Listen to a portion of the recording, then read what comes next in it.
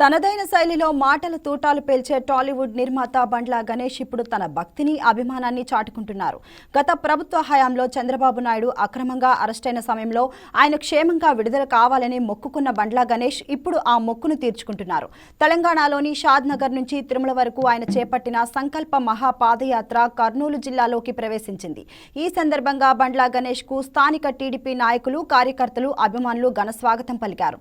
ఇది కేవలం ఒక రాజకీయ యాత్ర కాదని, తన నాయకుడిపై ఉన్న ప్రేమ అభిమానాలతో చేస్తున్న మొక్కుబడి యాత్ర అని బండ్ల గణేష్ తెలిపారు. రాష్ట్ర పురోభివృద్ధి కోసం అహర్నిశలు శ్రమిస్తున్న చంద్రబాబు నాయుడు నుండి నూరేళ్లు ఆయురారోగ్యాలతో ఉండాలని, రాష్ట్రం సుభిక్షంగా ఉండాలని ఆ వెంకటేశ్వర స్వామిని కోరుకునేందుకు ఈ సాహసోపేతమైన యాత్ర చేస్తున్నట్లు పేర్కొన్నారు.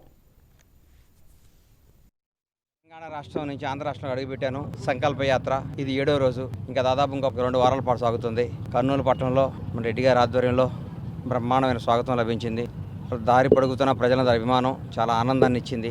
దైవ కార్యక్రమం, దేవుడి సంకల్ప యాత్ర ఇది. ఈ సంకల్ప యాత్ర అద్భుతంగా కొనసాగాలని స్వామివారిని ప్రార్థిస్తూ, మద్దతిస్తూ ఆశీర్వదిస్తున్న ప్రజలందరికీ ఇంకొకసారి హృదయపూర్వక కృతజ్ఞతలు తెలియజేసుకుంటూ ముందుకు సాగు. Please subscribe to YK TV Network. Please subscribe to YK TV. Please watch YK News.